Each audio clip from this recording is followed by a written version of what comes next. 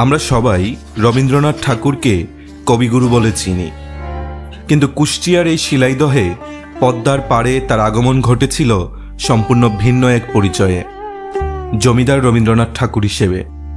কিন্তু 11 একরের এই বিশাল কুঠিবাড়ি কি শুধুই এক জমিদারের বিলাসিতার চিহ্ন, নাকি এর আড়ালে লুকিয়ে আছে এক কবির কবিগুরু হয়ে ওঠার গল্প? আজ আমি এসেছি সেই দুই সত্তার সন্ধানে, জমিদার রবীন্দ্রনাথ আর কবি রবীন্দ্রনাথের এক হয়ে যাওয়ার গল্প শুনতে। গল্পটি বুঝতে হলে আপনাকে প্রথমে এই জায়গাটি দেখতে হবে। এটি হলো কাছারি বাড়ি, ঠাকুর পরিবারের খাজনা আদায়ের মূল অফিস।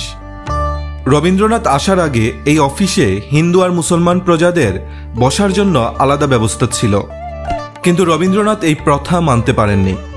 তিনি জমিদার হয়েও এই শোষণ আর বিভেদের প্রতীক কাছারি বাড়িতে খুব একটা বসতেন না এবং সেই প্রথা বাতিল করে দেন।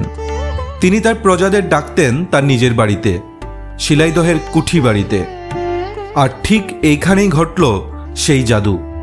জমিদারির খাতা দেখতে এসে এই বারান্দায় বসে প্রমত্তা পদ্মার দিকে তাকিয়ে তার ভেতরের কবিসত্তাটা আরেকবার জেগে উঠল। তার বিখ্যাত সোনার তরী, চিত্রা, চৈতালি, এমনকি নোবেলজয়ী গীতাঞ্জলির ইংরেজি অনুবাদের কাজও শুরু হয়েছিল ঠিক এই শিলাইদহের কুঠিবাড়িতে বসেই। কুষ্টিয়া জেলার কুমারখালী উপজেলার শিলাইদহে এই কুঠিবাড়ি অবস্থিত। দ্বিতল ভবনটির নিচতলায় 4টি কক্ষ এবং উপরের তলায় 3টি কক্ষ রয়েছে।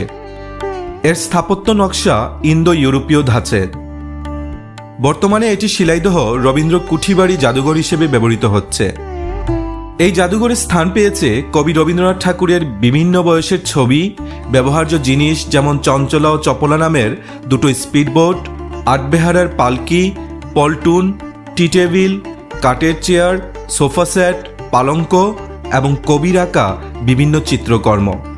1807 সালে রামলোচন ঠাকুরের উইল সূত্রে রবীন্দ্রনাথের পিতামহ দ্বারকানাথ ঠাকুর এ জমিদারির মালিক হন।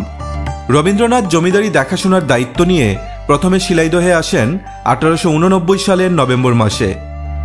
1891 থেকে 1901 সালের মধ্যে 1 দশকেরও বেশি সময় রবীন্দ্রনাথ অনিয়মিত বিরতিতে এখানে অবস্থান করেছেন।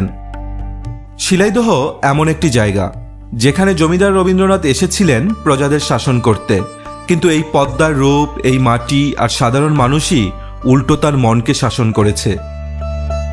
এই কুঠিবাড়ি শুধু ইট পাথরের একটি দালান নয়, এটি এক জমিদারের কবিগুরু হয়ে ওঠার তীর্থস্থান।